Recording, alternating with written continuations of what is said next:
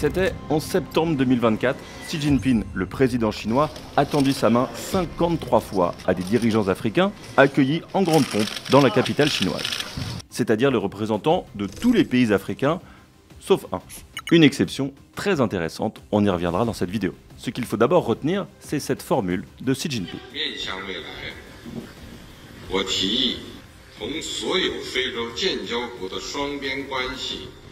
Depuis 20 ans, la montée en puissance de la Chine en Afrique est phénoménale.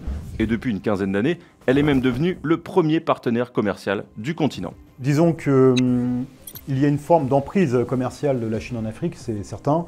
Mais parallèlement, la France suit une trajectoire inverse, c'est-à-dire une perte d'influence politique, militaire et économique. Est-ce que j'essaie d'être lucide? Il y a une déception à l'égard de la France. Alors, est-ce que ces deux phénomènes sont liés? C'est ce qu'on va essayer de comprendre dans cette vidéo. Voici l'Afrique aujourd'hui et ses 54 pays. Et voilà l'étendue de l'empire colonial français à son apogée en 1920. Un territoire de plus de 9 millions de kilomètres carrés, soit 30% du continent, une vingtaine de colonies sous son contrôle, de l'Algérie jusqu'à Madagascar, dans lequel vivaient plus de 60 millions de personnes au milieu des années 30. Et tout ça, ça représente un marché, une main-d'œuvre, mais aussi des recrues nombreuses pour l'armée française qui a enrôlé des centaines de milliers de soldats africains. Économiquement aussi, le poids des échanges avec les colonies était capital. Cela représente par exemple, pour l'année 1926, 17% de l'intégralité des échanges commerciaux français qui sont consignés dans des documents comme celui-ci. On peut y lire le nombre exact de tonnes de coton, de manioc, de cacao, de café ou encore de bois exotiques pour l'ensemble de nos colonies pour l'année 1926. En Afrique, ce sont des pays sur lesquels la France a conservé une influence économique forte, même après la phase de décolonisation, mais ce sont aussi des pays où la France s'est fait damer le pion par la Chine en très peu de temps. Pour vous en rendre compte, on a choisi de mettre le focus sur 10 pays, en prenant comme critère le volume des échanges commerciaux. En 2001, pour ces 10 pays, il n'y a pas photo, la France est très loin devant la Chine, les écarts sont même considérables. Regardez par exemple la Côte d'Ivoire qui échangeait cette année-là 19 fois plus avec la France qu'avec la Chine, un ordre de grandeur comparable au Sénégal, 12 fois plus d'échanges avec la France en 2001.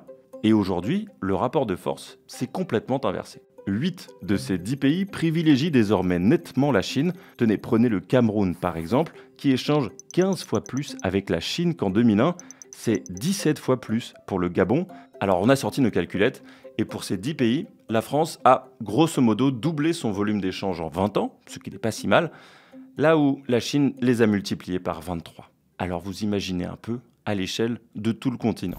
Les échanges entre la France et le continent africain plafonnent à peu près à 30 milliards de dollars, alors que les échanges entre la Chine et le continent africain plafonnent à 300 milliards de dollars. Donc il n'y a pas de compétition, on est clairement dans des catégories tout à fait différentes. Plutôt anecdotique, jusqu'au milieu des années 2000, le poids commercial de la Chine s'envole ensuite rapidement. Elle dépasse la France en 2006, puis les États-Unis 3 ans plus tard pour devenir le premier partenaire commercial du continent et de très loin. Et ça, c'est l'accomplissement d'une stratégie, d'une ambition même, qui est née au début des années 60.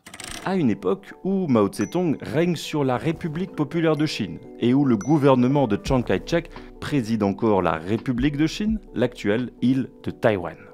Chacun estimant être le vrai représentant du peuple chinois. En décembre 1963, la République populaire de Mao envoie une première délégation dans 10 pays africains. Alors, je pense qu'à l'époque, la Chine a deux principaux objectifs.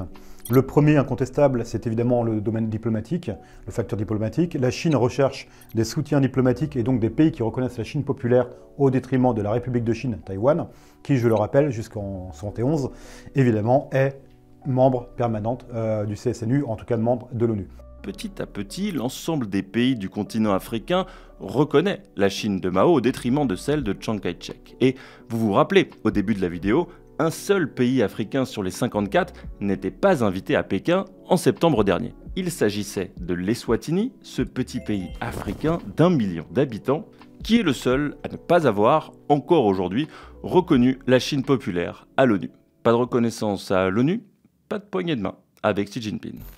Je prends juste 5 secondes pour vous dire que cette vidéo sur la Chine et l'Afrique, ça fait des mois qu'on travaille dessus. Alors si vous l'aimez, n'hésitez pas à nous le dire dans les commentaires et abonnez-vous à notre chaîne, ça nous encouragera pour les prochaines vidéos. Revenons aux années 60. Le deuxième objectif pour la Chine est plus idéologique. C'est l'occasion pour Mao de diffuser finalement l'idéologie communiste, pour ne pas dire maoïste, à l'étranger, et finalement de créer ce qu'on peut appeler des focus, des foyers révolutionnaires, à la fois en Asie évidemment, prioritairement, mais également en Afrique. L'Afrique qui est vue comme le continent qui peut permettre d'envisager une révolution internationale et donc évidemment la victoire sur le camp occidental.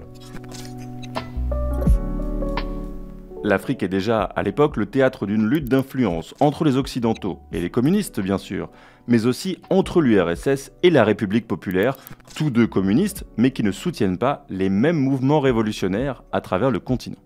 Et si les années 60 sont un point de départ, tout semble s'accélérer à partir des années 90. Il y a deux raisons principales à l'accélération des flux, des relations, également politiques évidemment, entre la Chine et l'Afrique. La première, c'est Tiananmen. The occupation of Beijing's Tiananmen Square is over. The student protests that gripped the world crushed in a bloody nighttime army assault. La Chine est montrée du doigt, est critiquée évidemment en Occident pour la répression sanglante, place Tiananmen en particulier, mais un peu partout en Chine. Et donc la Chine recherche de nouveaux soutiens diplomatiques. Et puis d'autre part, c'est évidemment la dépendance énergétique chinoise, puisque la Chine devient dépendante sur le plan pétrolier en 1993 et se dote en 1994 d'institutions à viser au objectif international, comme l'Exim Bank of China, qui vont permettre finalement d'aller investir à l'étranger pour aller rechercher justement ces matières premières, le pétrole en particulier. Et on sait très bien que l'Afrique est l'une des réserves pétrolières à l'échelle internationale. Au fil des années, la Chine place ses pions et devient un partenaire incontournable. La République populaire trouve en Afrique un marché considérable pour exporter ses produits manufacturés en nouant des relations commerciales privilégiées avec les pouvoirs en place pour y développer aussi des méga-projets dans les infrastructures. Il y a un business model chinois, c'est ça qui a fait le succès économique de la Chine en Afrique, ou même de ce qu'on peut appeler maintenant la Chine-Afrique.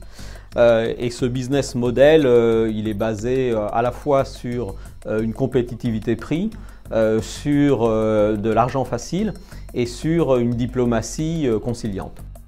La Chine a eu la capacité d'offrir des packages, c'est-à-dire de lier à la fois les financements, la construction et puis aussi ce dont je parlais tout à l'heure, le soutien politique ou diplomatique, et de présenter à un certain nombre de régimes africains des packages sous la forme de méga contrats qui se signaient en milliards de dollars, ce que personne d'autre ne peut faire sur le continent africain ou n'a fait jusqu'à présent sur le continent africain, en tout cas depuis le début de ce siècle. En novembre 2017, le jeune et tout fraîchement élu Emmanuel Macron effectue sa première tournée africaine. Son intervention devant 800 étudiants de Ouagadougou est particulièrement attendue. Je ne vais pas venir ici vous dire que nous allons faire un grand discours pour ouvrir une nouvelle page de la relation entre la France et l'Afrique. Ou je ne suis pas venu ici vous dire quelle est la politique africaine de la France, comme d'aucuns le prétendent. Parce qu'il n'y a plus de politique africaine de la France. Il y a de plus en plus, on est dans une situation de retrait. Là, on voit notamment dans le secteur bancaire que les grandes banques françaises qui avaient des réseaux en Afrique les ont vendus les uns après les autres. Et ça, c'est un signe, parce que les banques, c'est toujours un très bon indicateur. Une grande banque française symbolise presque à elle seule ce grand désintérêt français, c'est la Société Générale. Regardez un peu. En à peine 2 ans, la 3e banque française a annoncé son départ du Burkina Faso, de Mauritanie, du Congo-Brazzaville, du Mozambique, du Tchad, de Guinée équatoriale, du Bénin, de Madagascar et même du Maroc. Le sentiment, c'est qu'il n'y a plus tellement d'affaires rentables à faire sur le continent et que par conséquent, on se réoriente ailleurs et on place son argent ailleurs. Et ce n'est pas la seule raison, mais le contexte géopolitique joue aussi. En Afrique subsaharienne, la France a été chassée de certaines de ses anciennes colonies, désormais aux mains de putschistes, le Burkina Faso, le Mali ou le Niger. On vous en parlait dans un précédent explainer, on vous met le lien en description. La perte d'influence française ne remonte pas ni à Nicolas Sarkozy, ni à Emmanuel Macron, ni même à François Hollande évidemment. Elle remonte pour moi dès les années 90. Les regards occidentaux et français en particulier se sont tournés davantage vers l'Europe de l'Est, l'élargissement de l'Union européenne et évidemment vers l'Atlantique. Donc dans ce cadre, une place était à prendre, une place était vacante dans les années 90, et la Chine parmi d'autres, mais la Chine en particulier, s'est empressée de combler relativement le vide laissé vacant par les Occidentaux. Et dans ce cas-là, effectivement, on voit la montée en puissance de la Chine d'un côté, avec une forme de perte d'influence politique de la France en Afrique. Alors, l'histoire de cette nouvelle hégémonie chinoise en Afrique se résumerait-elle à une puissance qui comble le vide laissé par d'autres? Pas si sûr, car la diplomatie à la chinoise s'entremêle parfois de campagnes de dénigrement à l'égard des Français, voire des Occidentaux. Depuis l'époque de Mao, finalement, ça remonte très très loin, le régime chinois, le Parti communiste chinois, n'a eu de cesse de rappeler que la Chine avait effectivement soutenu les mouvements de libération nationale africains, ce qui est vrai, hein, on ne peut pas le contester, même si c'était relativement marginal quand même. Et donc la Chine a eu de cesse de rappeler à tout le monde, et aux élites africaines en particulier, que la Chine a connu le même sort que l'Afrique, la colonisation européenne, qu'elle est aux côtés du continent africain et des élites des populations africaines parce qu'elle a connu le même sort, et que dans ce cadre, depuis les années 60, la Chine comprend l'Afrique, entre guillemets.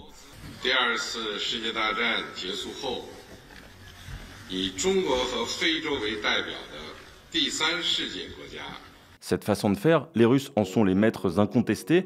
Dans les pays africains où ils ont des intérêts, ils lancent des armées de bots dédiées aux campagnes de dénigrement et de désinformation. En Chine, la méthode est un peu différente. La Chine passe plutôt par des canaux officiels. Je pense notamment, évidemment, aux médias, et je pense en particulier à la CCTV, la télévision chinoise, à la presse écrite, Xinhua, le quotidien du peuple, et encore peut-être davantage avec Radio Chine Internationale, qui est donc le principal concurrent de RFI, Radio France Internationale, en Afrique. Donc RCI est un copier-coller de RFI, un copier-coller qui, dans ses reportages, dans ses journaux, évidemment, va faire mention de la France, et pas forcément que d'une manière bienveillante, on va dire. Parfois, les mesures sont plus concrètes. L'exemple le plus flagrant, c'est au large de Madagascar qu'on le trouve. Depuis plusieurs années, l'armée française s'inquiète concernant la protection des îles éparses qui appartiennent à la France, mais que souhaite récupérer Madagascar, bien aidé dans cette démarche par la Chine. On vous en parlait dans une précédente vidéo.